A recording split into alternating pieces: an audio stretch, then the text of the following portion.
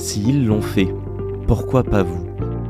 Salut à toutes et tous, c'est Yacine Scali et bienvenue dans la tête d'un CEO, le podcast qui vous inspire à entreprendre. Depuis 5 ans, je vous propose de faire un petit tour dans la tête de un ou une entrepreneur chaque semaine pour justement s'inspirer de leur état d'esprit et de leur parcours. Mon objectif, il est hyper simple, c'est voir un maximum de personnes se lancer, entreprendre et miser sur elles. On sort une interview tous les lundis, donc n'hésitez pas à vous abonner dès maintenant. Et pour nous soutenir, ça vous prend 30 petites secondes. Je vous demande de nous laisser une note et un commentaire sur les plateformes d'écoute de votre choix. Encore une fois, un grand merci de nous écouter et n'oubliez pas, s'ils l'ont fait, pourquoi pas vous? Bonne écoute à toutes et tous.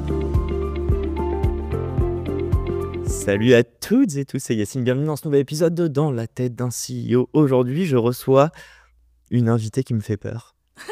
Et elle me fait peur avec beaucoup d'enthousiasme, je le dis, et de plaisir. Mais va-t-on ensemble réussir à tenir une heure de podcast sans partir dans tous les sens? C'est une bonne question, on va faire notre mieux. Bon, comment ça va, Rebecca? Très bien, je suis ravie d'être là. Merci de m'avoir invité. Merci en tout cas d'être venu en plus sous si short notice. On s'est parlé il n'y a pas si longtemps. Bah ouais, mais merci d'être venu dans les studios. Ça va, c'est beau? C'est trop bien, franchement, impressionné. Bon, on parle pas des vinyles, on a dit. Non. Ok. Tu peux parler de Daddy Cool si tu veux, parce que... Vas-y, parle de Daddy Cool, qu'est-ce que tu veux nous dire sur Non, mais comme ça, ça me fait un lien avec YOLO, la avec parentalité, les papas. Tu vois, j'en ai choisi un dont je pouvais parler, quoi. Moi, je t'ai même pas focus sur YOLO, là. Ouais, mais tu vois, je me suis dit, au moins, ça me permettra de faire un lien, parce que Daddy, quoi. Bon, on va en parler. Avant ça, c'est important. Je vais faire une grande dédicace à Charlie Perrault, parce qu'on s'est rencontrés à la soirée des femmes... 100 femmes entrepreneurs qu'elle avait mis en valeur l'année dernière. Yes, organisée chez We Are. Spoiler, on reçoit le CEO de We Are bientôt. Fermons la parenthèse, mais par contre, on fait pas une dédicace à tous les mecs de l'écosystème qui n'étaient pas là, à tous les podcasteurs qui nous disent que c'est difficile de recevoir des femmes. D'ailleurs, est-ce que tu peux répéter ce que tu as dit en amont du podcast? Et je t'ai dit, mais ça, c'est magnifique. Mais t'enregistrais déjà? Ouais, mais bon, ça fait vraiment... Je suis pas sûr de le publier. Vas-y, c'est moi. J'ai dit qu'en préparant rapidement ce podcast, j'ai vu que tu avais effectivement interviewé beaucoup de femmes dernièrement et que je pense que tu pouvais ajouter un E à dans la tête d'un CEO pour faire dans la tête d'une CEO, puisque maintenant tu mets en avant beaucoup de femmes CEO et c'est tant mieux, on en a besoin. Donc merci. Merci à toi. Voilà. J'allais dire mic drop. Bon, ce podcast est fini, ou ce podcast peut enfin commencer. Qu'est-ce que YOLO, Rebecca, s'il te plaît? Alors YOLO, c'est l'entreprise que j'ai cofondée avec Camille, mon associé. YOLO qui veut dire You Only Live Once, beaucoup le savent mais pas tous, donc je le répète.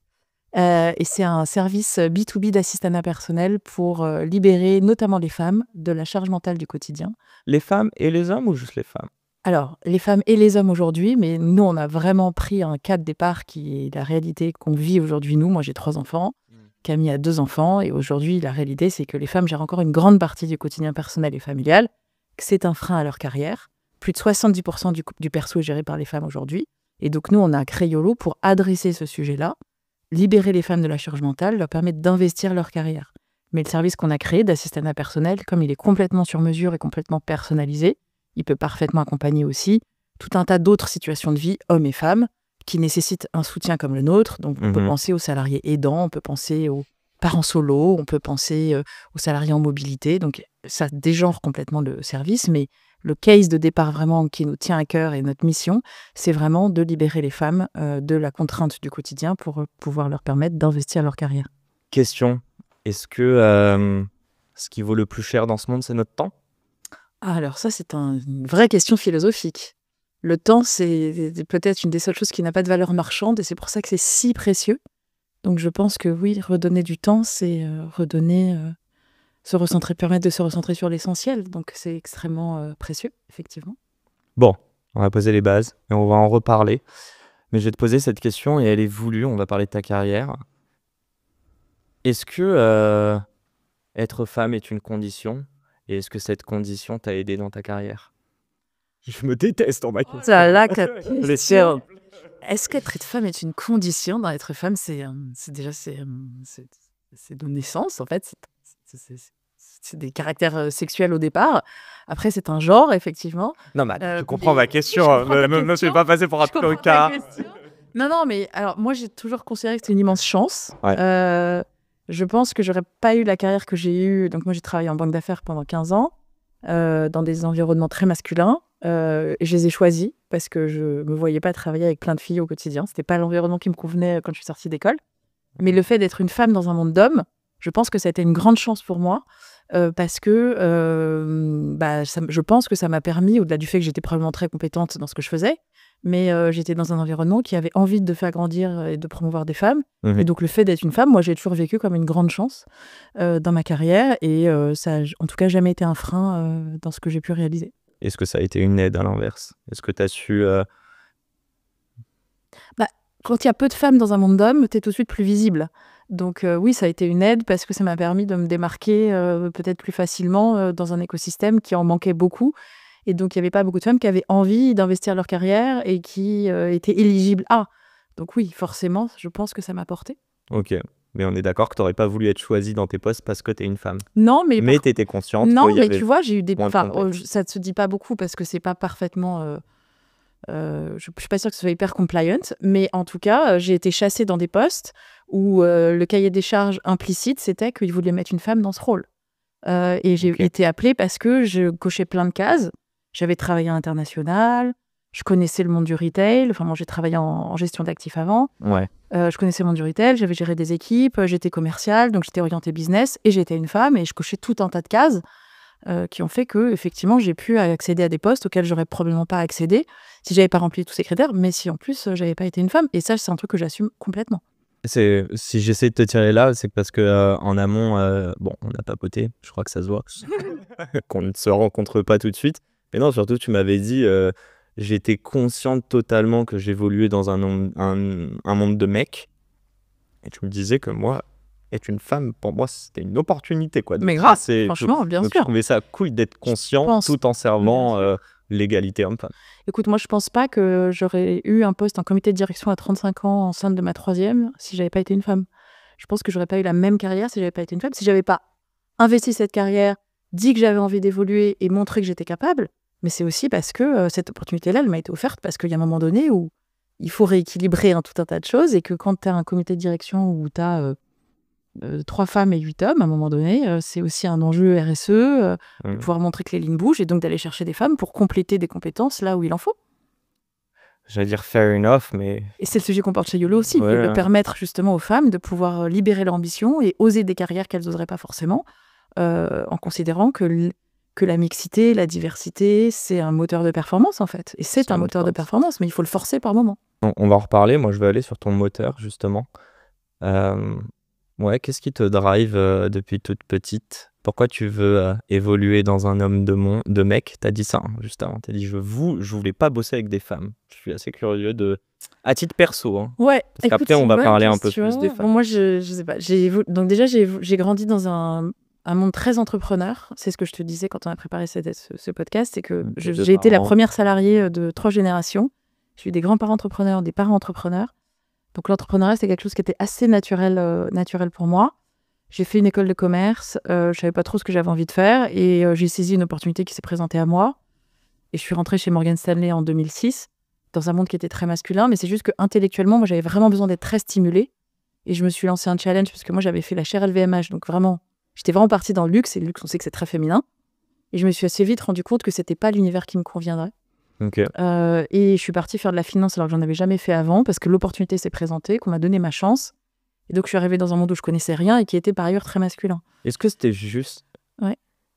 Est-ce que on t'a transmis que l'entrepreneuriat, c'était la voie parce que ta famille de 3 générations l'a fait? Est-ce que toi, dans ta tête, si on analyse, tu t'es dit « Ok, je veux choper un job bien payé, reconnu par la société, et pire encore, dans lequel on n'attend pas forcément une femme ». Genre, te mettre des challenges. Non, moi, je suis très challenge, mais c'est pas du tout comme ça que... Enfin, je pense pas que... Même inconsciemment, non? En fait, je pense que j'ai toujours été très entrepreneur dans tout ce que je suis, dans tout ce que j'étais, mais j'attendais le projet qui se présente à moi. J'ai eu 1000 idées, mais j'ai mis beaucoup de temps à le mûrir et à décider de ce que j'avais envie de faire. Qu'en sortant de l'école, je savais pas trop ce que j'avais envie de faire, et que j'ai fait un peu comme tout le monde qui était prends un job et tu verras bien. Tu vois, mais après... j'ai toujours été très intrapreneur dans tout ce que je faisais. J'ai ouvert des pays, j'ai ouvert des marchés. Donc, je portais quand même ça. Mais je me suis pas... j'ai jamais pensé devenir entrepreneur en sortant de l'école. J'avais l'impression que je savais rien, qu'il fallait que j'apprenne et que donc j'allais me former en fait. Comment t'apprenais, selon toi? Comment? Moi, j'ai toujours été beaucoup dans le learning by doing. Tu vois, quand je suis arrivée chez Morgan Stanley et que j'ai fait de la finance alors que j'avais pas fait un fondamental de finance, j'avais jamais rien fait, autant dire que je comprenais rien. Donc j'écoutais, le soir je potassais, j'ai ouvert 3 bouquins, puis surtout j'écoutais, je faisais beaucoup de mimétisme, j'apprenais un peu par cœur, et en fait ça l'a fait quoi. Tu utilises un mot que j'adore, c'est le mimétisme. Est-ce que tu considères que pour faire du mimétisme, c'est aussi s'identifier à des gens et commencer à reproduire leurs gestes? Est-ce que c'est la meilleure manière d'apprendre? Moi je crois que oui. De s'identifier et de... Écoute, moi Chaque- tu vois, t'as des j'ai été vocations, beaucoup, j'ai fait beaucoup j'étais beaucoup en shadow de gens qui étaient plus seniors que moi, ils m'emmenaient, je regardais, j'apprenais, et puis après je refaisais et ça marchait en fait. Et parfois tu le fais mieux qu'eux, non? Et après, petit à petit, j'ai eu mes clients et j'ai fait mon truc dans mon coin et pas de la même façon, mais Ouais, mais c'est justement à ce moment-là où tu le fais pas de la même manière et que Mais tu je as des pense beaux que c'est ça qui résultats. a fait ma différence, c'est que comme je venais pas, j'étais pas dans un moule, j'avais pas fait de summer programme, de graduate programme, le parcours classique de banque d'affaires. Je venais avec vraiment autre chose, et je pense que c'est ça qui a fait pas mal la différence. Et j'ai aussi grandi donc j'étais dans un environnement très entrepreneur. Et j'ai aussi une maman très militante, très féministe. Quand j'étais petite, j'étais de toutes les manifs pour le droit à l'IVG, pour les droits des femmes. Tu vois, SOS racisme. Enfin, j'ai été sensibilisée très très tôt. sensibilisée très tôt. Et donc, j'ai toujours eu un profond sentiment de justice et d'être toujours très sensible à l'injustice, justement. Et donc, ça m'a aussi beaucoup drivée. On en parle juste après parce que j'ai l'impression que ça, allez, on peut le dire. Parce que là, moi, je te parlais plutôt business et ce qui t'a drivé ta carrière, mais cette partie féministe qui t'a été retransmise ou transmise très tôt, YOLO, c'est la première fois que ton business et ton Ça purpose. s'aligne, Ouais. exactement. Mais tu vois, je me rends compte que le choix que j'ai fait de rentrer en banque d'affaires dans un moment qui est très masculin, c'était de me dire, mais en fait, il n'y a pas de raison qu'il n'y ait pas de femme là-dedans, donc moi, je vais y aller, je vais montrer que c'est possible. Tu vois, il y avait déjà quelque chose C'était d'un de peu challenger rééquilibré, ouais. des standards. T'étais comment avec l'autorité? Tu J'ai un challengeais? grand sentiment de liberté Ouais. que je porte beaucoup. Donc l'autorité, moi, j'ai pas de problème. J'avais pas de problème à avoir un boss si tant est que je le trouvais compétent et valable. Et quand il l'était pas ou quand je le ressentais pas comme tel, c'était très compliqué pour moi d'accepter les instructions en fait, parce que je trouvais que c'était pas légitime. Quand tu passais là tes entretiens pour entrer dans tes différents jobs, et même par la suite, tu vas nous raconter, tu as été débauché à droite à gauche, mais est-ce que tu faisais toi-même passer un entretien à la personne qui serait ton boss pour te dire, est-ce que je vais Non, apprendre parce sous que lui j'ai ou quand elle? même j'ai quand même toujours été très bonne élève, donc j'ai toujours eu quand même ce truc de très bonne élève, je vais comprendre pourquoi on veut de moi et ce qu'on pense que je vais apporter, donc j'ai toujours Et été... centré sur toi, pas forcément sur moi, est-ce que je peux grandir dans cette Mais boîte avec justement, ces tu vois, gens-là? mon dernier job que j'ai pris, le patron qui m'a recruté, il m'a recruté parce qu'il m'a dit « Je te recrute parce que tu es disruptive et que tu vas mettre un grand coup de pied dans la fourmilière. » Donc, et c'est pour ça qu'il m'a fait venir, tu vois. Ok. Donc c'est vrai que ce côté très libre, ça a toujours été une grande force, je pense. Et chaque job que j'ai pris, je l'ai pris en me disant « T'y vas, tu verras bien, sur un malentendu, ça va marcher, et si ça marche pas, tu feras autre chose ailleurs. » Ah ben, je veux parler de ça juste après, c'est la pression, mais avant ça, pour comprendre. Tu as été entrepreneur dans les boîtes dans lesquelles tu es passé. Est-ce que c'est eux qui t'ont demandé? Est-ce que c'était dans la fiche de poste? Ou est-ce que c'est un truc que tu es allé, tu vois, choper de Non, par ouais, toi-même, pas du quoi? tout. En fait, je pense que il y a pas beaucoup de fiches de poste où on te dit tu es entrepreneur, hein, je suis pas sûre que ça existe. Mais en fait, c'est juste que moi, j'ai beaucoup de mal avec l'immobilisme et je suis quelqu'un qui est vraiment dans l'action. Et donc, il y a eu différents cas où je me suis retrouvée dans des structures. Tu sais, quand tu arrives dans une équipe, chacun... En plus, moi, j'étais commerciale. Donc, chacun a ses clients. Ok. Toi, tu arrives et on est censé te donner des clients. Puis les gens, ils n'ont pas très envie de te donner des clients. Donc, il y a un moment donné où, en fait, il faut aller les chercher, quoi. Ok. Et donc, typiquement, je me souviens très bien d'une situation où, grosso modo, je trouvais que mon portefeuille client était tellement petit qu'en fait, je pourrais pas réaliser ce que j'avais envie de montrer. Et du coup, je suis allée à Londres voir mes boss et je leur ai dit, moi, ce que je vous propose, c'est d'ouvrir un nouveau marché. Et comme moi, mes parents habitaient en Israël, je leur ai dit, et que ça m'arrangeait aussi de pouvoir y être de temps en temps, je leur ai dit, je vais aller ouvrir le marché israélien. Ok. Et mon patron à Londres m'a dit, ok, essayons. Et ça a trop bien marché. Je me suis en binôme avec un senior à Londres et on est allé défoncer le marché israélien et ça a super bien marché, tu vois. Ça, c'est des choses que tu vas chercher. Et moi, j'ai toujours cette mentalité et que je retrouve aussi beaucoup aujourd'hui, c'est de te dire, en fait, t'as ta fiche de poste et puis il y a surtout ce que t'en fais et il y a ce que, finalement, ton poste, tu le crées.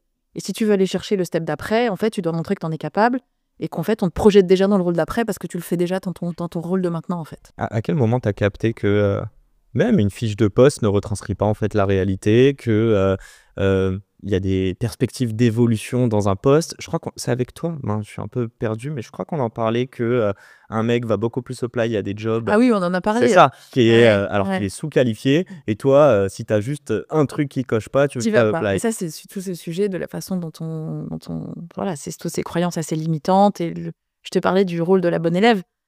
Moi, quand je suis arrivée dans l'univers qui était le mien au début, pendant, je sais pas, peut-être les 3 premières années, j'ai vraiment été dans une démarche où j'apprends. Moi, je suis quand même arrivée dans le monde du travail en 2006, 2007. En 2008, il y a eu Lehman. Lehman, c'était quand même... tu vois, Lehman Brothers. Lehman Brothers. Et j'étais chez Morgan Stanley à Londres, à Canary Wharf, le jour où Lehman est arrivé et où on a vu les gens sortir avec leurs cartons.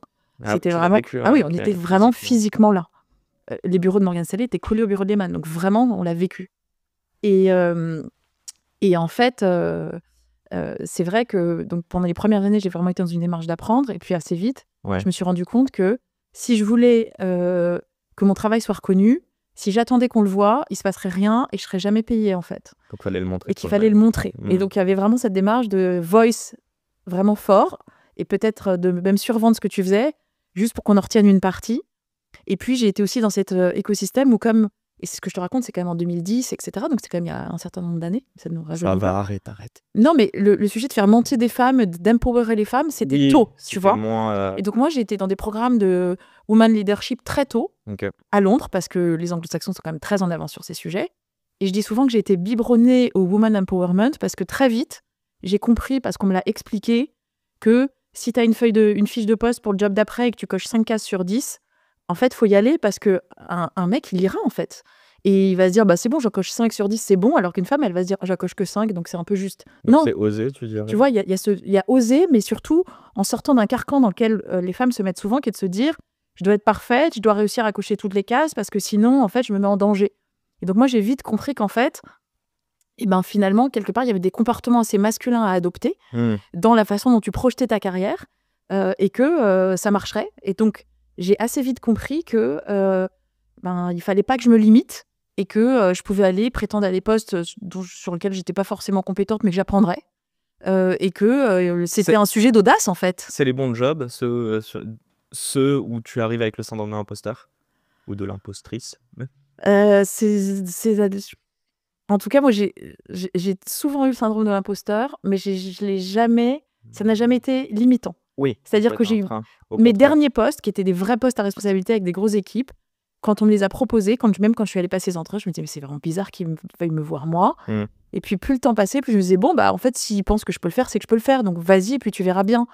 Donc, j'avais ce syndrome de l'imposteur, mais en même temps, je me suis toujours dit, si l'autre a vu en moi quelque chose, probablement, c'est que je dois pouvoir y arriver. Donc, j'y vais et on verra. T'as confiance en toi? Beaucoup plus aujourd'hui qu'avant. Donc, plus jeune, t'avais pas forcément confiance en toi? Non. Mais tu parlais et tu t'imposais quand même, non? Oui, tu sais, tu peux fake it until you make it. I know, non. On dit que c'est celui qui parle le plus qui a le moins confiance, en tout cas dans une room. Et c'est drôle, et je le dis, les gens pensent qu'on fait un podcast, donc genre on est hyper à l'aise, va me voir dans la rue. Je connaîtrais beaucoup moins à aborder n'importe qui. Moi, je suis beaucoup plus à l'aise dans des environnements, tu vois, one-to-one. Donc, mon métier de départ, c'était d'être commercial, et moi, j'adore parler, j'adore rencontrer les gens, j'ai un bon contact. Ah bon? Donc ça, c'est des environnements dans lesquels je suis en confiance. Par contre, tu me mets devant une salle, devant 400 personnes, là, je suis au bout de ma life. Alors que tu pourrais te dire, mais en fait, tu parles à personne vraiment. Mais tu sais, j'ai un peu ce truc où j'ai l'impression d'être au tableau quand j'avais à 12 ans, mon pull autour des fesses, et que je me disais, oh là là, tout le monde me regarde. Ça, c'est des environnements qui sont difficiles pour moi. Le lapin dans les phares, quoi. Un peu, tu vois, c'est ça. Alors que des petits groupes, j'arrive à capter, j'arrive à trouver l'accroche. Et donc ça, c'est dans un environnement dans lequel je me sens en confiance.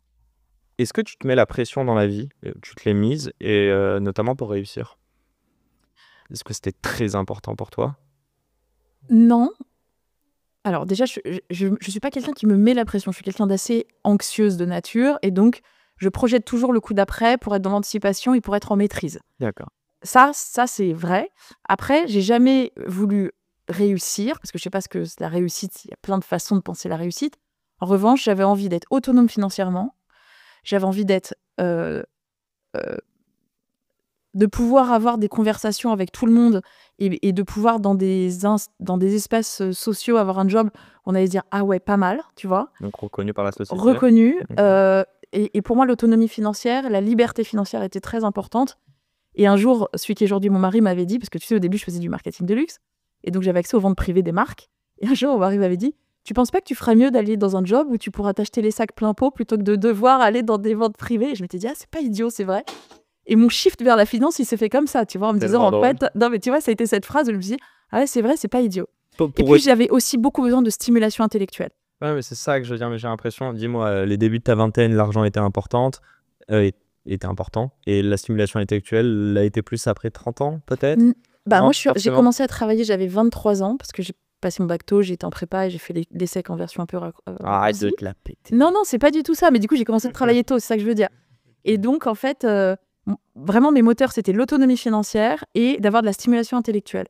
Et j'ai eu des opportunités de dingue. Quand j'étais chez Goldman, je pense que j'avais même pas 30 ans. J'ai accompagné le président de la Banque mondiale, rencontré des investisseurs. Enfin, tu vois, des trucs où je rencontrais des gens, je me disais, c'est incroyable intellectuellement, la stimulation que c'est pour moi. Et ça m'a toujours beaucoup drivé. T'avais la fiche de paie qui allait avec? Oui, je gagnais bien ma vie, mais j'étais pas dans le métier le plus rémunérateur de la banque. L'asset management, on disait avant souvent que c'était le parent pauvre de la banque parce que t'es pas sur les marchés, t'es pas sur les gros deals, mais je gagnais bien ma vie. Ouais. Après, les vrais gaps de salaire, je les ai fait en changeant de job. Et puis surtout, bon, ça c'est la mini parenthèse, tu me l'as dit, mais toi, toutes les augmentations, t'as tapé du poing sur la table? T'es allé les chercher, tes augmentations? Écoute, je suis allée... Les vrais gaps de salaire, je les ai fait dans mes prises quand j'ai changé de job, en fait. Et j'ai toujours fait des négos, en fait. Donc, j'ai toujours été demandé beaucoup pour avoir un peu moins, mais avec des niveaux où je me disais que même si en négociant, c'était bien, quoi. Donc, tu n'avais pas forcément confiance en toi au début. J'avais un mari qui a 8 ans de plus que moi, qui a été un bon coach sur toutes mes négos. Je pense qu'il y a une autre chose, en fait, c'est que dans ta trentaine, t'as réussi à te prouver que tu pouvais gagner beaucoup d'argent, non? C'est ça que moi je veux te taper, c'est est-ce que le coefficient, je répète, il y avait deux choses, c'était liberté financière et l'autre c'était une stimulation intellectuelle / reconnaissance par la société. Est-ce que le deuxième n'est pas devenu plus important, ton why, que ton how many ou how much du job? Ou peut-être pas, hein, c'est moi qui les oppose. En mais fait, me dire. Bon, déjà, je les aurais pas forcément opposés, mais c'est surtout que, en vrai, je m'en fiche de l'argent tant que j'ai pas besoin de le compter. Ce que je dis est bizarre, mais si tu veux, moi, j'ai pas du tout de truc à dire. Je gagne tant, je m'en fous. C'est pas le sujet. En fait, moi, j'ai juste besoin de répondre à mes besoins et pas de devoir me restreindre. Une fois qu'on a dit ça, l'argent, c'est un moyen, c'est pas une fin. Ça me permet de pouvoir offrir la vie que je veux à mes enfants, de les mettre dans les écoles que j'avais envie, dans lesquelles j'avais envie de les mettre, etc. Mais j'ai jamais été dans une démarche de dire. Pour moi, je suis très panier percé déjà, mais je suis très panier percé. Voilà. Ouais, ok. J'ai entendu, mais okay. Non, mais c'est-à-dire que voilà, je suis très dépensière. Enfin bon, voilà. Et j'avais surtout envie de jamais devoir demander de l'argent à personne et donc de pouvoir vraiment être en autosuffisance de mes besoins. Sachant que ton mari est entrepreneur aussi. Sachant que mon mari est entrepreneur, donc pendant longtemps, j'ai été la caution salariée de notre couple pour que lui... Ah, ça va, hein. Ça a beaucoup joué aussi dans les choix que j'ai faits. Cool. Pendant longtemps, c'était de dire, moi, je suis la stabilité dans une carrière que j'investis, mais je reste la stabilité. Et lui, il développe son truc, et puis ça reste beaucoup plus aléatoire, donc moi, je reste la caution stable. Pour autant, aujourd'hui, chez YOLO, on est d'accord que tu gagnes moins d'argent que lorsque tu étais en CDI? Ah bah, aujourd'hui, chez YOLO, on ne se paye pas encore. Donc, alors, ma question est simple. Pourquoi avoir attendu 15 ans de beaux salaires en finance pour te lancer dans l'entrepreneuriat? Bah, tu sais, en fait, le problème, c'est... Est-ce que c'était trop long, presque, déjà? Non, parce que... Non, okay. Alors, c'était pas du tout trop long, parce que YOLO ne serait pas YOLO si j'avais pas fait ces 15 ans-là, parce que YOLO est né d'un besoin que j'ai eu moi, une problématique que j'ai identifiée moi. Cette problématique, je l'ai identifiée parce que quand j'ai pris ce poste au comité de direction de la société de gestion dans laquelle je travaillais, à 35 ans, enceinte de ma 3e, et qu'est arrivé le Covid, le télétravail, et que je me suis retrouvée avec 60 personnes dans mes équipes, maîtresse d'école, nounou, femme de ménage. Non, mais c'était hyper dur. Et c'est à ce moment-là que j'ai cherché de l'aide pour déléguer du perso et que je ne l'ai pas trouvé. Et YOLO est vraiment né de ce besoin-là. Et ce besoin, je ne l'aurais pas eu si je n'avais pas eu cette carrière-là, cet âge-là, cette famille-là. Donc, ça pour toi. Tu vois, donc au départ, je l'ai créé. J'ai répondu à un besoin que j'avais moi. Non, mais c'est souvent les meilleurs projets. Donc ma carrière, elle n'a pas du tout été trop longue. Ça a été un chemin, en fait. Donc ce qui manquait, c'était l'idée. En fait, j'ai tout. Alors, pour moi, ce qui manquait, c'était deux choses. c'était l'idée, mais en même temps, moi, j'ai 3 enfants et chaque congé mat, j'ai eu une idée, j'ai commencé à déposer un nom, etc. Ouais. Mais en fait, à chaque fois, je suis retournée dans mon job de salarié. Et parce que, en fait, en vrai, ce qui me manquait, c'était la rencontre. Parce que moi, mon énergie, je la trouve beaucoup dans les autres. Et je savais que je ferais jamais rien toute seule. Toute seule, j'ai l'impression d'être nulle. Et j'attendais la rencontre qui allait faire que j'allais me dire, ça y est, avec cette personne, je peux y aller. Et cette rencontre est arrivée, donc en Camille, qui est mon associée. Et cette rencontre, elle date de 2022, tu vois. Il faut que je t'en parle et c'est vraiment mon prisme. J'ai l'impression de me reconnaître dans ce que tu dis. Pour autant, j'ai très peur de me dire que je dépends des autres. Pour autant, je sais que même ce que je veux faire, que ce soit le podcast, que ce soit mes autres projets, c'est pour servir des gens avec d'autres gens. Donc, c'est que ça. Mais typiquement, sur mon projet, j'ai pas encore réellement cherché d'associé. Je sais qu'un jour, c'est sûr et certain qu'il m'en faudra un ou une. J'aimerais bien une d'ailleurs. Mais par contre, pendant longtemps, je me suis pas lancé en me disant voilà, ça sert à rien, je peux pas le faire seul. Tu vois ce que je veux dire? Est-ce que toi, comment tu arrives à faire en sorte que ce que tu dis je dis dépendre, mais c'est pas dépendre, c'est co-créer aussi, c'est vouloir aimer le collectif. Comment tu fais pour que ça soit pas pénalisant? Moi, je trouve que cette association, c'est ma plus grande force, en fait. Donc, je le vois pas du tout comme quelque chose de pénalisant. Si tu veux... Mais t'imagines, si l'association avait pas eu lieu, il y aurait pas eu YOLO? Non. C'est pas dommage? Si En t'avais tout cas, ça il n'y au aurait pas fond eu dans le YOLO tes d'aujourd'hui. Il n'y aurait pas eu le Ouais. YOLO d'aujourd'hui. J'aurais peut-être démarré toute seule, mais on n'aurait pas fait quelque chose d'aussi fort et d'aussi puissant si on n'avait pas été toutes les deux, ce binôme-là, en fait. Et donc, moi, tu vois, je vois, parce que quand j'ai quitté donc mon dernier job de salarié, Ouais. quand tu as fait 15 ans quelque chose, moi, j'avais l'impression que je ne savais rien faire, d'autre que ce que je faisais. Et donc, dans ma négo de sortie, puisque là, ça ramène au sujet de la question financière, T'as demandé une formation. j'ai demandé un accompagnement à la reconversion professionnelle en entrepreneuriat. Donc, j'ai été accompagnée par un cabinet. Et je suis arrivée avec un début d'idée. Et surtout, j'avais l'impression que je ne savais pas forcément comment monter une boîte. Et en fait, ce qui a été très chouette dans cet accompagnement, c'est que ça m'a permis de me rendre compte de toutes les forces et les compétences que j'avais développées dans cette carrière-là et comment j'allais les mettre au service de mon projet d'entrepreneur. Et ça a été un vrai shift, en fait. Est-ce que c'est plus dur d'être entrepreneur que d'être expert d'un métier après 15 ans d'expérience? Et moi, j'avais l'impression d'être experte de rien, si tu veux. Moi, je gérais des gens, je faisais chef d'orchestre, je mettais en musique. Mais tu comprenais tout le langage. Oui, mais si tu veux, le truc, c'est que je vendais des fonds d'investissement. Et moi, ce que j'aime faire aujourd'hui, et je pense ce dont je suis bonne, c'est je suis nativement et profondément commerciale. Et ça a été ce que j'ai fait au début de ma carrière. Et puis après, ma carrière a fait que petit à petit, je suis sortie du terrain pour prendre d'autres responsabilités. Et là, chez YOLO, je suis revenue dans ce que je sais faire, dans ce que j'aime faire et dans ce qui m'anime, tu vois. Et donc, en fait, ça m'a permis... La vente, tu veux dire? D'aller raconter, d'aller convaincre.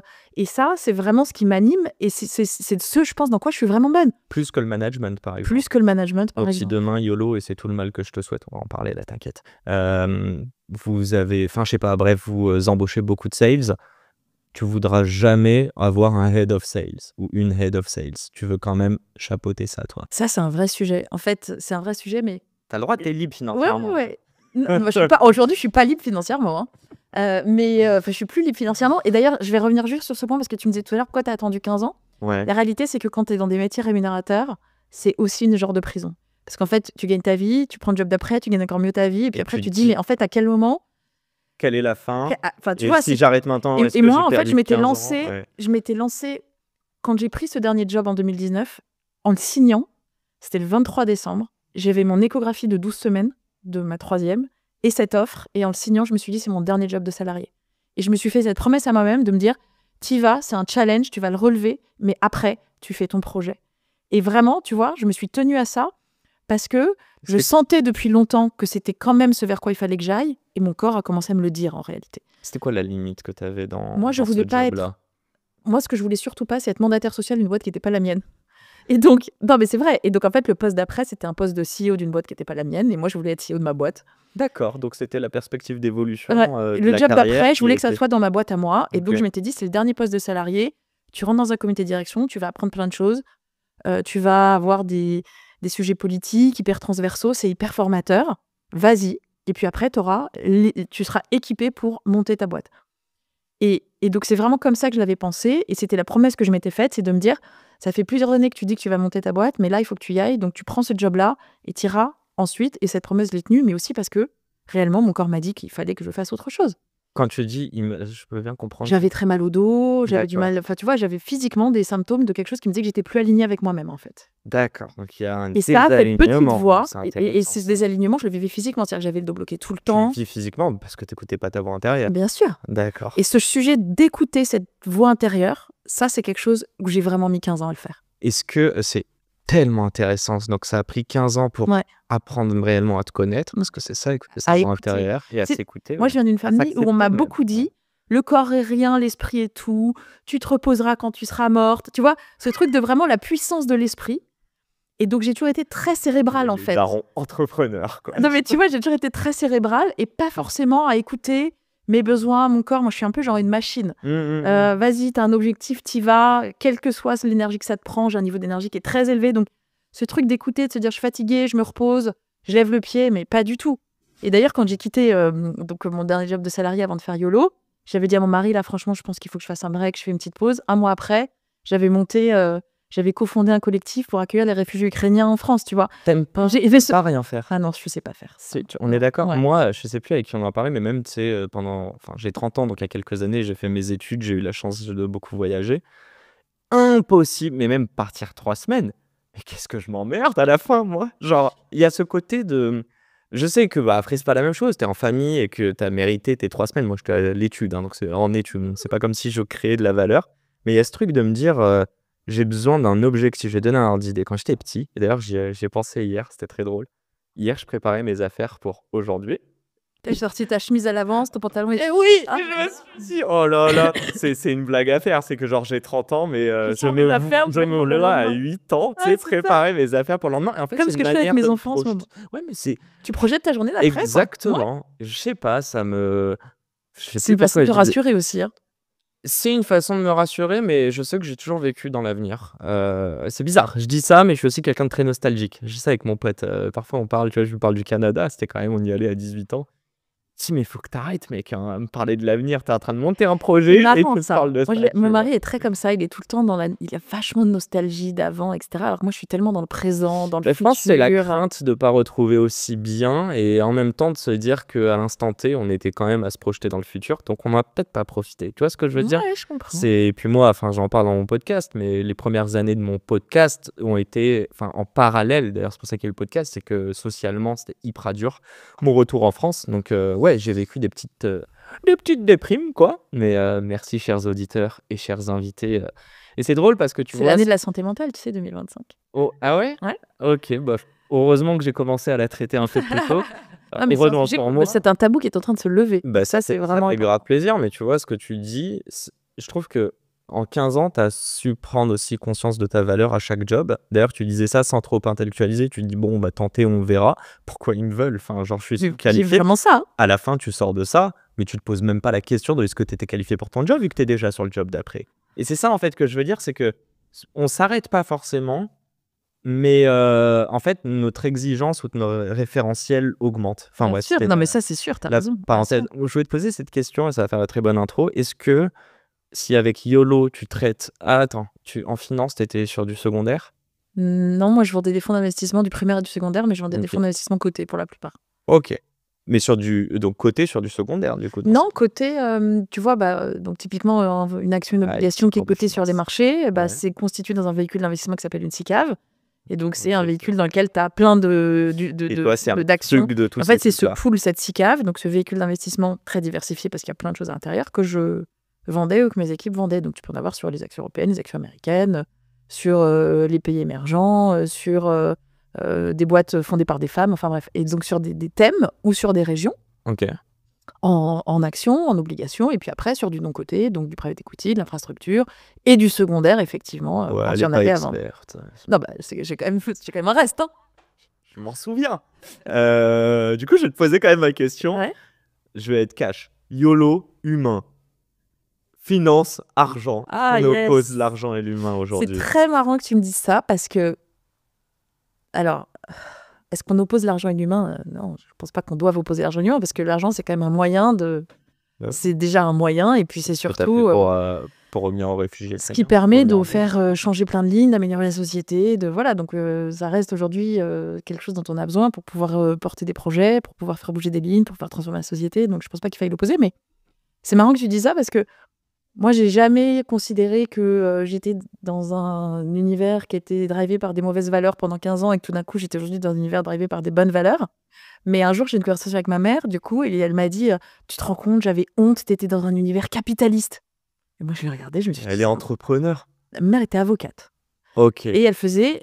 je parle au passé parce qu'elle est à la retraite, mais elle faisait beaucoup de droits des étrangers. Tu vois, donc moi, j'ai grandi avec... on est dans la gauche. Très, très engagée, très à gauche. Vraiment, on s'entendrait. Mais gauche chic. Gauche, ah, bah voilà. moi... mais très engagée, très militante. Ouais. Et donc, pour elle, me voir arriver dans une banque américaine, elle avait raté son éducation, tu vois. Et ça, j'ai vraiment mis beaucoup de temps à le comprendre, vraiment, tu vois. Vraiment, je pense qu'elle l'a hyper mal vécu. Et toi, ça t'a fait du mal? Et pas du tout, parce que j'ai pas du tout vu ça. Je l'ai pas du tout compris, en fait. Donc, quand elle te disait ça... Mais ça m'a fait rire. Je la regardais en me disant, mais juste, n'importe quoi, en fait, tu vois. Mais du coup, tu vois, je l'avais jamais perçu comme ça. Et c'est là où je me suis dit, ah oui, en fait, effectivement. Mais moi, en fait, j'ai un socle tellement tourné vers les autres, tellement social profondément, etc., qu'en fait, je me suis jamais dit...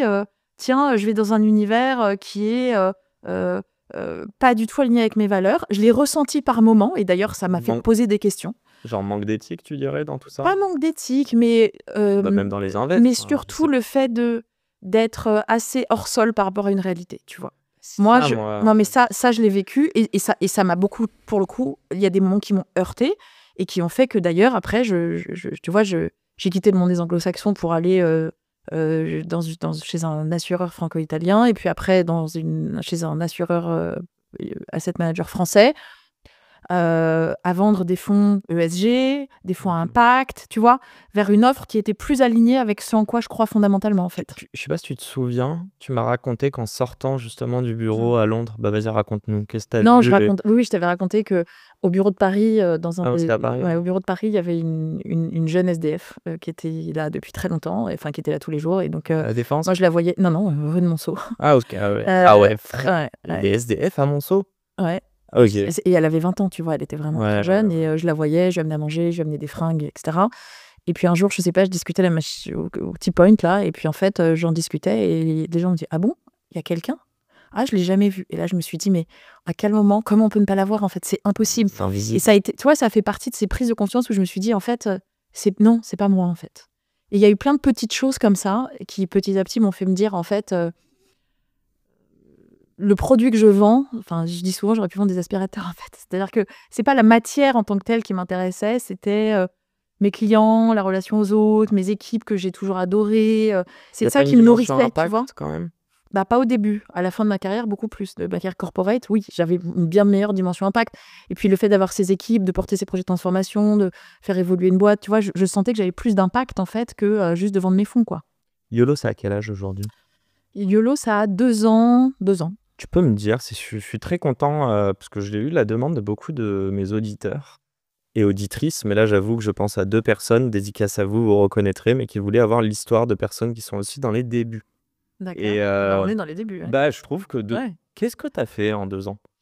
Alors, on va sortir mon petit calepin là. en 2 ans. Donc, avec Camille, on a créé YOLO en juillet 2022. On a travaillé dessus quelques mois avant. On a interrogé 400 femmes pour comprendre leurs problématiques. Elles nous ont dit être au bout du rouleau dans 90% du temps, devoir passer 1 heure par jour à gérer des sujets perso sur leur temps de travail. On s'est dit, OK, on a touché un truc du doigt, on y va. On a monté la structure, on a fait 4 mois de bêta-test. Donc, on a pris des assistantes qu'on a trouvées sur des groupes Facebook, des anciennes clientes que j'avais, des amis que j'avais, en leur disant, est-ce que tu veux bien tester? Ok. On leur a demandé 100 € par mois parce qu'on voulait qu'elles investissent un peu d'elles-mêmes et qu'elles donnent du vrai feedback, parce qu'on s'est dit que c'est... Voilà. Quitte à arrêter On de a fait payer 4 pour mois de ça, test ok. et on a compris plein de choses. Comme.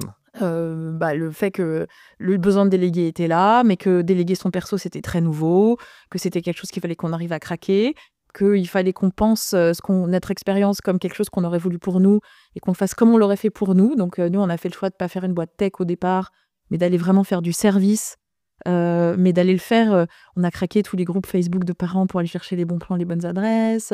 Là, tu vois, on a fait les choses vraiment différemment, je pense. Est-ce qu'il y avait un Euh, problème dans la conception des gens, de à quel point c'est abordable demain d'avoir du personnel? Je te dis ça, bah, tu vois, on en parlait, moi je suis marocain. Au Maroc, dès que tu as un peu de moyens, c'est normal d'avoir du personnel chez toi. En Oui, mais le coût du France, personnel, c'est pas le même. mais bien évidemment, c'est pour ça que je dis ça. En France, c'est pareil. Et du coup, moi, d'ailleurs, c'est drôle, mais la relation que j'ai avec le personnel là-bas, je suis très gêné. Alors qu'au Maroc, Très normal. c'est normal et c'est pas méchant. Au contraire, c'est respectueux. Bien sûr. C'est faire vivre aussi d'autres Ouais. personnes. Ça, c'était la petite parenthèse culture. Du coup, j'ai oublié ma question. C'était quoi? Ta question, c'était le délégué du perso, enfin le fait Ouais, de... est-ce qu'il y avait un problème de se dire dans notre tête, culturellement en France, bah, tu vois, on le fait pas, quoi. Donc, c'est trop cher, c'est réservé à une élite. Bah, c'est tout ce qu'on fait chez YOLO. On démocratise l'assistanat personnel pour faire en sorte que ça soit plus réservé à des happy few, mais que ça devienne accessible dans le quotidien. Comment tu Le fait démocratises? est que la difficulté... Bon, nous, on a fait le choix du B2B, donc de passer par les entreprises. Notre service, aujourd'hui, YOLO n'existe pas en B2C, Ok. parce que nous, on veut faire évoluer les organisations. Et on est absolument persuadé que si tu repenses l'organisation pour les femmes, tu la repenses pour tout le monde. Et que le Covid a fait en sorte, et le télétravail ont conduit à ce que le pro rentre dans le perso. Et donc, nous, on est absolument convaincus que c'est la responsabilité de l'entreprise d'adresser le salarié dans son entièreté et donc d'intégrer son perso. Ok. Nous, on a fait le choix du B2B et donc de faire financer ce service par les entreprises. Une fois que tu as dit ça, parce qu'on scale aussi plus vite, Bah parce oui, qu'on a bien des sûr. plus gros budgets, et Et que bah le coût ça doit- d'acquisition en B2C, on en aurait eu il aurait fallu lever des millions et nous, on a fait le choix du bootstrap Et c'est pour plus dur l'instant. à convaincre, c'est Euh, plein d'employés, quoi. et puis, il y a des enjeux, il y a la loi Rixin, il y a C'est quoi ça? la loi Rixin, c'est la loi de Marie-Pierre Rixin qui contraint les entreprises de plus de 1000 salariés à avoir 30% de femmes dans leurs instances dirigeantes en 2027, 40% en 2030. Et donc, les entreprises qui sont très en retard, elles doivent accélérer sur ces sujets et donc faire monter des femmes. Et donc, l'idée, c'est que YOLO est un outil au service de cette féminisation-là parce que ça permet aux femmes de se donner la possibilité de prendre le poste d'après, puisqu'on les libère des contraintes du quotidien. Et le vrai frein, en fait, c'est celui de se dire que t'es pas un moins bon parent, une moins bonne maman ou un moins bon papa si tu délègues tout un tas de sujets chronophages du quotidien à quelqu'un et qu'au contraire, déléguer, c'est hyper puissant, c'est un super pouvoir et c'est ça qu'il faut déconstruire. C'est cette espèce d'injonction de super parente, c'est mon rôle de parent de tout gérer, que personne ne le fera mieux que moi et que s'il y a des choses que j'arrête de faire, finalement, c'est que je suis nulle. C'est ça qu'il faut vraiment déconstruire en fait. Et ça, on l'a Comment compris. tu fais? Ouais. Oh, bah ça, c'est beaucoup de De pédagogie, de l'accompagnement. Quand on démarre avec les entreprises qui sont nos clients, on fait un kick-off, on déconstruit tout ça. D'accord. Nos assistantes sont très présentes dans le quotidien, elles sont très proactives. Mais comment t'es allé convaincre les premiers, en fait, si du coup tu dois acculturer des gens? Ouais, bah alors, tu sais, c'est cette courbe de l'acquisition produit où nous, on a d'abord ciblé les early adopters, ceux qui étaient les plus à la pointe de l'innovation RH. Donc, tu vois, des grosses boîtes du CAC 40 qui sont très en avance sur les sujets sociaux et sociétaux. Et c'est ceux qui ont démarré avec nous parce que ce qu'on fait, c'est de la vraie innovation RH. Ok. Et donc, on leur a dit, on va faire un pilote, on teste sur 10, 15 salariés, et puis un pilote, on a amené un deuxième, un troisième, etc. Et en 2 ans, puisque c'était Vas-y. ta question, Ouais. on a démarré quand même 10 entreprises du CAC 40, des cabinets de conseil. Donc, on a été quand même assez vite, en fait. C'est ton réseau et celui de Camille, ça? C'est notre réseau, ouais. Non, mais Bah, en même c'est là temps, où tu montes une vois boîte à 36 et 38 ans, Ouais, tu sors c'est pas plus d'école, simple, ouais. bah, tu as un réseau, tu as un peu de sous de côté, tu as aussi un background qui parle pour toi et qui fait qu'on se dit, OK, bah, Vous on êtes peut lui faire legit. confiance, elles sont légitimes. Et donc, ça permet aussi d'aller plus vite, heureusement, parce que les 15 ans, je les ai pas perdus, en fait. Je pense que je les ai gagnés. Vous avez mis combien chacun? C'est pas indiscret. On a mis 50 000 euros chacune. Et, On a eu 50 000 euros de la BPI, aide à la faisabilité. et tout est cramé là déjà? Non, pas du tout, parce qu'on est rentable déjà depuis fin de l'année 2000. Interesting. Donc, est-ce que vous occultez l'idée de lever des fonds un jour?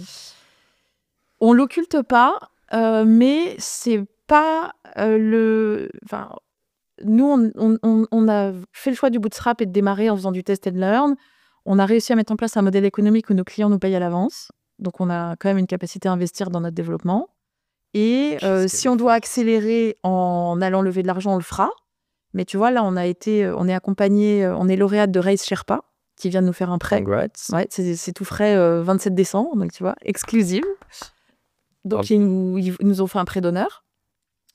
On est en train de travailler à Il y obtenir a des thunes ou pas? Ah oui, ils nous ont fait un prêt d'honneur de 100 000 euros. Ah ok, donc Ouais. on est d'accord, il y a des thunes. Ouais, ouais, il y a des thunes. On travaille à avoir de la subvention pour travailler justement pour investir notre tech, puisque comme je te disais au départ, on a fait du service et maintenant, Nous, notre enjeu, c'est de scaler, d'automatiser tout ce qu'on fait. On a traité plus de 15 000 tâches en 2 ans, donc clairement, il y a de l'automatisation à mettre en place. Mais tu peux le faire sans Mais- lever, ça, tu penses? Écoute, on lèvera peut-être, mais pour l'instant, par rapport à ce qu'est notre plan de croissance, on va probablement pas le faire tout de suite. Il n'y a pas de compète? On n'a pas de concurrent aujourd'hui. Ok. On en parlait, je crois, il y a Double aux US, mais qui est beaucoup plus, bon, qui doit bosser aussi en France, mais qui est beaucoup plus sur Pour le le pro et sur les exactement. dirigeants. Ouais. Euh, Nous, notre vraie différence, c'est qu'on accompagne le perso, ouais. que des gens qui font Je le pense- perso, il y en a pas. Ça a dû être beaucoup plus simple pour elle, hein, pour Alice, je crois. Alice Ouais, à Delpo. des défauts. Dédicace, Alice, si tu nous écoutes. On s'est rencontrés, on des peut parler Ah oui? il y a quelques temps. Ah bah tiens, je suis curieux de comprendre. Qu'est-ce que tu as fait avant de monter ta boîte avec Camille? Est-ce que vous avez appelé d'autres pairs, comment on dit, ou entrepreneurs? Non mais là, je voulais le mettre avec un E, mais je sais pas comment on fait. Bon bref, RE. non mais c'est même... Bon, est-ce que tu as parlé avec des, Ah ouais, nous, on a des toujours- personnes? Alors, nous, avec Camille, on s'est toujours dit que plus on parlait, plus on serait challengé et meilleur on serait. Donc, on a toujours énormément parlé. Putain, à nickel tout le pour monde. toi. Et puis, il va en parler. Non, mais c'est surtout qu'en fait, on s'est toujours dit que plus on allait raconter ce qu'on faisait, plus on allait être challengé, plus on allait affiner. Ok. Et donc, en fait, en fait, on a rencontré un DRH, nous a fait rencontrer un DRH, on a rencontré une bénéficiaire, enfin, tu vois, dans nos premières bénéficiaires, elles nous ont elles-mêmes mis en contact, etc. Donc, on a toujours beaucoup challengé nos idées, on est toujours allé beaucoup demander de l'aide. Et en fait, on porte un projet qui est tellement fort et tellement impactant que les gens sont hyper contents de nous aider. On a des femmes qu'on accompagne aujourd'hui qui sont venues nous dire comment on peut t'aider à grandir YOLO, qui donnent de leur temps au pro bono, enfin, tu vois. Donc, en fait, on s'est entouré, on s'est toujours beaucoup entouré. On n'est pas dans des incubateurs, mais en fait, on a reconstitué notre écosystème autour de nous, en fait. Donc entourage, hyper Entourage. important. Ouais, hyper important. J'allais dire, vous êtes sur quoi là en ce moment? Tu nous disais, c'est vraiment scaler la tech, enfin, mettre de la C'est tech. structurer nos opérations, mettre de la tech, automatiser, industrialiser nos process. Aujourd'hui, on accompagne 300 salariés. On veut se mettre en ordre de Très marche bien. pour pouvoir en accompagner 4000. On est Camille et moi. On a un Ok. directeur des opérations, un support tech et 50 alliés. Alliés? Ah, nos assistants personnels, on les appelle les alliés, ouais. D'accord. Parce que c'est des vrais alliés du quotidien. C'est ton épaule, ton relais. Eh ben, j'allais dire, qui sont ces profils? Ces alliés. Ouais. Euh, Comment vous les sourcez? Alors, aujourd'hui, on a la chance d'avoir beaucoup de demandes entrantes. On reçoit beaucoup de candidatures spontanées, donc on ne va plus les chercher. Ok. Mais c'est intéressant parce qu'on crée un nouveau métier. Le métier d'allié, il n'existe pas. Le métier d'assistante personnelle, on le crée. Et il est vraiment dans cette mouvance du futur du travail où nous, nos alliés, elles sont freelance, elles travaillent de chez elles, d'où elles veulent, comme elles veulent. On leur demande 15 à 20 heures par semaine de dispo. Ouais. Et c'est des femmes qui ont eu des carrières corporate, qui ne se sont pas forcément retrouvées elles-mêmes dans leur maternité en entreprise, qui, post-Covid, ont pu suivre un conjoint en région, qui, à un moment donné, ont envie d'avoir de l'impact aussi, d'avoir D'accord. du sens dans ce qu'elles faisaient, Il y a un qui côté rejoignent ce sororité. collectif. Ah, il y a un immense côté sororité. Ok. Quand on match un salarié ou un entrepreneur à une alliée chez YOLO, il y a un questionnaire de matching, il y a beaucoup d'empathie par l'expérience. On va matcher une maman de jumeaux à une maman de jumeaux, une maman solo à une maman solo. Donc, parce qu'on se comprend, parce qu'on se connaît. Et c'est ça qui fait la différence. La magie de YOLO, elle est beaucoup dans le fait que c'est hyper libérateur d'avoir quelqu'un qui te comprend et qui va pouvoir prendre le relais. Et donc, c'est un collectif qu'on fait grandir, qu'on forme, qu'on anime, qui se parle beaucoup. On croit beaucoup à la liberté, à l'intelligence collective. Donc, on les a structurés en squad. Ok. Et elles font grandir YOLO avec nous, en fait. Tu peux me parler... Dernière question sur YOLO et c'est très rapide. Ah non, allez, je te pose cette question-là. J'allais te parler plutôt d'émissions, mais en réalité, je suis sûr qu'il y a plein de choses qu'on peut aller voir sur le site. Moi, ce qui m'intéresse... Il n'y a aucune limite à ce qu'on fait, nous. On Ouais, fait tout le perso, vous faites tout. le plus hard du perso, quel qu'il soit, sans aucune limite. Je veux pas creuser. Je ne veux pas. Non, mais je veux dire, on est dans le dur du quotidien. La vraie vie, elle n'est pas... Ah, tu vas pas c'est l'appeler pas- pour qu'il torche les fesses de ton gosse. Non, mais il va te trouver quelqu'un pour le faire. Non, mais ce que je veux dire, c'est que... Non, mais la vraie vie, c'est pas... La vraie vie, c'est pas d'aller voir Beyoncé et d'aller dans un dîner Oui, dans un ouais. 3 étoiles. La vraie vie, c'est ton gosse qui a des poux, Ouais. trouver un rendez-vous de passeport en urgence, l'orthophoniste, le hard du quotidien, en fait, tu vois. Je vois ce que tu veux dire. Je voulais savoir, est-ce que tu peux nous apporter de la valeur en toute transparence? C'est quoi la pire connerie que vous ayez faite de débutante avec Camille? Je n'ai pas demandé si Camille avait déjà monté une boîte avant ou pas. Camille, du elle est entrepreneur sociale. Ouais. Camille, elle a monté une donc, fondation dans l'éducation et après, elle a monté la première licence de l'école 42 en Afrique du Sud. tout. Ah, trop drôle. Elle a monté un réseau qui s'appelle We Think Code et elle a vécu 7 ans Elle tenait très bien tonton Niel. en Afrique du Sud. Et en rentrant en France, elle avait envie de remonter une boîte et donc on l'a montée ensemble. Bon, ben Camille. Voilà. Ok, je n'ai rien dit. Et donc La plus grosse connerie qu'on ait faite, c'est de ne pas se faire assez confiance. C'est-à-dire qu'au départ, je vais te Quoi? Ah ouais. Mais tu sais, c'est toujours pareil. Tu fais quelque chose de nouveau, tu as l'impression que tu sais rien faire et que les autres savent mieux que toi. Donc, tu vas aller chercher du conseil, payer des gens pour te faire des trucs. Et en fait, en réalité, Non, mais tu vois, au départ, on s'est dit, OK, comment on va faire un user journey, une user story? Ouh là là, il faut qu'on se fasse aider. Oh là, franchement, il faut qu'on paye quelqu'un. Donc, on a pris des agences et en fait, ils nous ont pondu un truc et on était là, bon. En fait, on s'est rendu compte qu'il fallait vraiment qu'on se fasse confiance, qu'on suive notre intuition et qu'il y a plein de choses qu'on pouvait faire à nous-mêmes plutôt que de le faire par quelqu'un parce qu'en fait, en réalité, on sait ce qu'on veut, quoi.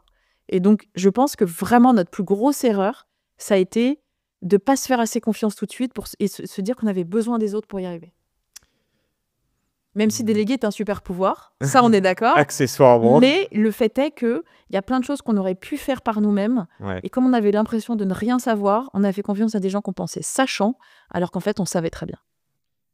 Bon, on a parlé un peu du temps au début. On a parlé un peu de la femme. On va mixer ça. C'est les questions de fin, pardon. J'aimerais savoir, c'est quoi le... Déjà, tes enfants, ils ont quel âge? 5, 9, 12. J'allais dire hommes et femmes, garçons et filles. Garçons, filles, filles. 12 Ok. garçons, 9 filles, 5 filles. Tu les éduques pareil? Je les éduque pareil. Mais je crois que... Oui, je les éduque pareil. Mais je crois... Je déconstruis des biais de genre, je dirais. Ok. Donc, Mais tu les j'insiste opposes pas. beaucoup sur le fait que mes filles, quand elles me disent qu'elles veulent être maîtresses, je leur dis qu'elles peuvent aussi être astronautes. Et Directrice de l'école. oui, mais tu vois, j'essaye vraiment de les amener à Parce que ouvrir ton le fils, champ il des parle possibles. d'astronaute. Et mon fils, quand il veut être astronaute, je lui dis qu'il peut, ou footballeur, je lui dis qu'il peut aussi être infirmier. Tu vois ce que je veux dire? C'est-à-dire que Tu veux tout remettre. j'essaye tout- Ouais. Mais parce que moi, j'ai toujours une grande conscience de... J'avais lu un livre d'une femme qui s'appelle Brigitte Grésy, qui s'appelait La vie en rose, que j'avais reçu à l'époque, parce que j'avais monté le réseau de femmes de Morgan Stanley. Et elle était venue parler. Et en fait, ça m'avait vachement marqué. Elle nous avait expliqué qu'il y avait plus de différences. Ils avaient fait des coupes de cerveau à l'IRM. Et il y avait plus de différences entre le cerveau d'une femme française et d'une femme indienne qu'entre le cerveau d'un homme français et d'une femme française. Et qu'en fait, tout ce qu'on vit aujourd'hui, c'est des biais de genre.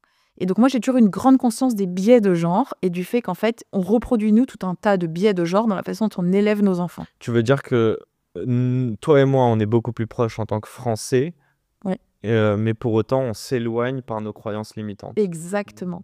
Et donc, ces biais de genre, très bien dit. Même donc, là, je me suis Donc moi, j'ai toujours une grande conscience des biais de genre et du fait que quand un jour, mon fils m'a dit qu'il avait envie d'une poussette, et ben, je suis allée lui acheter une poussette. Et quand je suis arrivée, je me souviens très bien à la grande récré que toutes les poussettes étaient roses. Je lui ai expliqué que le rose, c'était la couleur des rois, ce qui est vrai, et que c'était pas du tout une couleur de fille. Et donc, il était là à se promener dans la rue avec sa poussette rose. Et je me souviens que les copains nous regardaient, genre, ton fils a une poussette. Ouais. Ah ouais, mon fils, il a une poussette, en fait. Et donc, tu vois, j'ai toujours une grande conscience des biais de genre et du fait qu'il y avait plein de choses à déconstruire. Donc, je les élève de la même façon, mais pour finalement faire converger, pour que quelque part, on arrive à, en tout cas à mon petit niveau d'écosystème, qui soit identique et qui se limite pas dans le fait que ça soit un garçon ou une fille. Mes filles, elles vont pas à l'école en jupe, elles vont à l'école en pantalon. Parce que je veux pas qu'elles soient limitées dans le fait qu'elles peuvent pas bouger parce qu'elles sont en jupe. Tu vois, des choses comme ça. Sachant que les femmes ne pouvaient pas porter de pantalon jusqu'en... Là, j'ai plus l'année, Ouais. mais... C'est pas si vieux. Ouais, c'est ça Exact. qui est, même le droit des femmes. J'ai des photos de mon fils qui a 4 ans et qui lit « Tu seras féministe, mon fils », oui, tu vois. m'avais dit ça. Donc j'ai quand même une grande conscience de la nécessité à nous, à notre niveau de parents, de rééquilibrer un certain nombre d'inégalités ou de façons dont on a intériorisé des biais et qu'on reproduit en fait de manière assez inconsciente en fait. Je veux te parler de la transmission que tu as auprès de tes enfants, même si là on en parle. Je te demandais un peu si tu les éduques pareil, donc on a évidemment parlé du genre. Je veux savoir, est-ce que sur la question de confiance en soi, je vais pas même pas parler de filles ou garçons, est-ce que tu leur dis tu peux tout faire et tu vas y arriver et t'es le meilleur, ou est-ce que tu dis que tu dois tout faire ou faire plus que des gens, ou tu vois ce que je veux dire? Tu comprends ou pas ce que je veux dire? Comprends. Et ça dépend, je sais que les deux marchent pour des personnes En fait, il n'y a pas différentes. la même réponse en fonction de mes enfants. C'est-à-dire que mes enfants sont Ok. très différents les uns des autres. Mon fils, il marche au challenge. Lui, c'est le challenge qu'il botte. Il est hyper sportif. Donc lui, le truc, c'est vraiment le challenge. Lui, il veut être meilleur que les autres. Donc lui, tu lui dis, il a eu 18. Il dit, ouais, mais le meilleur, il a 19. La prochaine fois, j'aurai 19. Donc tu vois, ça, c'est son truc à lui. Ma deuxième, elle est hyper smart, mais elle est émotionnellement, c'est compliqué. Elle est très en avance et donc elle est très fragile. Elle n'a pas beaucoup confiance en elle. Elle a une phrase sur son tableau dans sa chambre sur laquelle il y a écrit « Je peux faire des erreurs, j'apprends de mes erreurs, ça me rendra plus forte ». Et on dit cette phrase tous les soirs. Donc elle, il ne faut surtout pas la comparer aux autres parce qu'elle est déjà tellement dans la difficulté d'être elle-même tu vois, De s'accepter, dans sa propre Mhm. acceptation, qu'elle se compare déjà suffisamment aux autres pour que j'en rajoute pas. Tu vois, donc ça dépend vraiment en fait de Donc en chaque fait, tu enfant. t'adaptes. Mais Ok. moi, mon sujet, c'est surtout qu'ils poussent droit et qu'ils se sentent puissants pour qu'ils puissent exprimer leur plein potentiel d'adulte. J'en ai rien à faire des autres, en fait. Qui pousse droit. Ouais. J'avais jamais Tu vois, entendu ça. avec un vrai socle, une vraie structure, qui est finalement, ils puissent déployer leurs ailes sans être, enfin, voilà, en étant les plus solides possibles, en fait. Que de métaphores, j'adore. Bon, on va arriver sur ces dernières petites questions du tac au tac. Avant ça, est-ce que j'ai oublié des sujets? Bon, je sais que c'était sûr qu'on n'avait pas parlé de tout. Mais est-ce que y a un truc que tu voulais dire en particulier ou pas? Je pense qu'on a déjà évoqué pas mal de choses. Hein. Ouais. Mais, non, je pense que... Ça va, tu prends du plaisir? Ouais, c'est chouette. Ok. Allez, mes questions du tac au tac sur une échelle de 1 à 10. À quel point tu es heureuse au quotidien? 9. Sur une échelle de 1 à 10, à quel point tu es riche au quotidien? Riche de mes rencontres, de mes amis et de ma famille, très financièrement beaucoup moins aujourd'hui. Je veux des chiffres. Entre 1 à 10. Riche de quoi? Riche financièrement? Allez, je vais être sympa, 8. Quoi sympa? Ça pas être sympa avec moi. Mais je note qu'il manque 2 points pour atteindre 10. Très Bah bien. attends, si t'as achieve, tu te lèves plus le matin. Très bien. Sur une échelle de 1 à 10, à quel point ton quotidien d'entrepreneur ou entrepreneuse, tu dis comme tu veux, à quel point il t'apporte du sens dans ta vie perso 10. et à quel point ce même quotidien te demande de l'effort ou est 12. difficile. Ok. Et c'est la dernière question. On revient sur tes enfants. C'est quoi la matière que tu aimerais qu'ils aient à l'école qui n'existe pas? L'empathie. L'empathie? Je sais qu'on en parle beaucoup. Ça se travaille, l'empathie. Ouais. Parce que quand j'entends ta fille, moi je suis un hypersensible, j'ai un très fort quotient émotionnel. Ouais. Tu voulais parler du quotient émotionnel, tu me l'avais dit. Ah ouais, je t'avais dit ça? Tu m'avais dit à quel moment tu t'es rendu compte que tu avais un quotient émotionnel très élevé. Donc ta fille, tu te reconnais en elle? Ouais, beaucoup. Elle challenge beaucoup. Elle met des mots sur l'enfant que j'étais et qui n'étaient pas vraiment très compris parce que c'était pas la même époque et qu'on n'écoutait pas les D'accord. mes enfants de la même façon. Ok. Et donc du coup, l'empathie, par exemple, bon, elle l'a, c'est sûr, mais tu penses que ton fils devrait plus la travailler? Non, parce que moi, on est tous, tu penses, dans une famille avec un... C'est de l'empathie ou du savoir-vivre? Non, c'est le fait de... Du civisme. Non, mais en fait, c'est pas tant la matière pour mes enfants, c'est la matière pour le monde, en fait. Oui, bien C'est-à-dire sûr, que, pour la société. tu ok. vois, on est dans un monde qui est quand même de plus en plus individualiste, de plus en plus violent, et surtout où, en fait, écouter, regarder, entendre les autres, les entendre, les écouter vraiment, si on le faisait, ça changerait beaucoup de choses. Et en fait, pour moi, c'est ça, c'est que c'est bien de faire de l'histoire, de la géo. Bon, déjà, l'histoire, on en fait moins, donc l'histoire, c'est quand même important, parce que c'est cette histoire dont on doit se souvenir pour Ouais, construire la société d'après, mais c'est surtout que c'est tout le sujet des soft skills. Solène Boquillon de Soft Kids serait contente de m'entendre, mais les soft skills, c'est ce qui va faire la différence pour faire de nos enfants les adultes de demain, en fait. on transmet pas les soft skills. Bah, en tout cas, on les apprend pas à l'école. En tout cas, dans l'école classique. Moi, mes enfants sont dans une école pas classique. On leur apprend des soft skills. Mais c'est une école privée, hors contrat, Qui coûte différente, cher, qui ouais. coûte cher, et ça devrait être accessible à tous, en fait. Écoutez, bon, moi, en tout cas, s'il y a une chose qui est sûre, c'est que j'ai fait le collège, lycée public, toute ma scolarité. Moi aussi, hein. Je ne peux pas te taper dessus. Moi non plus. Mais j'ai eu la chance d'être dans des très bons collèges, lycées. Par contre, je peux te jurer que sur ce dont tu viens de parler, et on va pas se lancer sur un nouveau podcast, mais ravi de dire que c'est un sujet que je vais attaquer prochainement. Donc voilà. Non, mais c'est un vrai sujet. Transmission. Moi, mon fils, à 5 ans, il a été maltraité par sa maîtresse en grande section de maternelle. C'est un truc de dingue. Je pensais même pas que c'était possible, que ça existait, un truc comme ça. L'école d'aujourd'hui, elle est quand même vraiment différente de celle que nous, on a connue. Moi, je suis un pur produit de l'école publique, mais aujourd'hui, mes enfants sont dans l'école T'es privée. d'accord. T'es sûr, pardon. Juste avant, t'as dit qu'on était plus individualiste qu'avant. Ouais. Est-ce que on est tous React en tant que génération par rapport à celle précédente? T'es 100% sûr de ça? Parce que moi, plus je grandis, plus je me dis, ok, on a pu prendre nos parents pour des vieux cons en fait par moment, mais en réalité, on est déjà boomers sur la Gen Z, nous. Donc on commence à comprendre. Oui, t'as C'est raison, mais biais tu vois, de- en même temps, moi, je suis née en 84. Et les années comme ça. je viens d'avoir 40 ans, je suis trop fière. Non, mais j'ai été élevée, mes grands-parents étaient hyper présents. Tu vois, il y avait quand même un genre de village, tu vois. Et aujourd'hui, on est quand même dans une société où nos parents travaillent plus tard, où ils n'ont pas forcément envie d'être grands-parents, où tu es quand même souvent seul dans la façon dont tu élèves tes enfants, ils vivent pas forcément à côté de toi. Tu es quand même dans une société qui est beaucoup plus individualiste. Et on le voit parce que quand les hommes et les femmes qu'on accompagne chez YOLO, ils n'ont pas de relais. Nous, moi, j'ai plus de relais familial. Camille, mon associé, n'a pas de relais familial au quotidien, tu vois. Et donc, on est dans une société qui, objectivement, où les cellules familiales sont beaucoup plus individualistes. C'est culturel. Opposé à l'ancêtre. Non, mais c'est culturel. Tu vas en Afrique, tu vas au Sri Lanka, tu vas au Japon. Les vieux, on les garde chez soi. Enfin, bien tu vois. sûr, il n'y a pas d'EHPAD chez nous. Ouais. Non, mais voilà. Donc, il y a un sujet culturel dans nos pays occidentaux, en fait.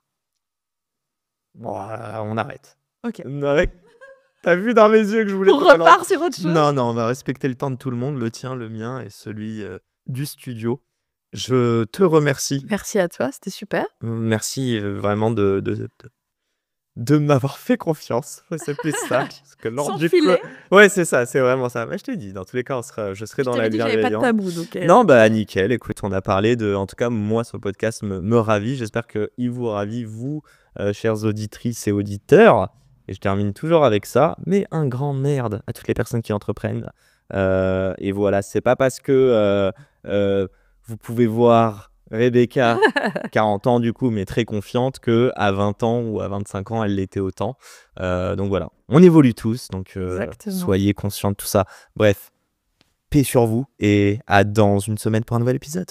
Ciao, ciao. Merci Yacine. Bye bye. C'est la fin de cet épisode. S'il vous a plu, prenez 30 secondes pour nous laisser un commentaire et une note sur la plateforme d'écoute de votre choix. On a encore des dizaines d'épisodes en stock, donc je vous laisse fouiller. Et d'ici là, n'oubliez pas, s'ils l'ont fait, pourquoi pas vous ? Encore une fois, un grand merci de nous avoir écoutés et à très vite pour un nouvel épisode. Ciao.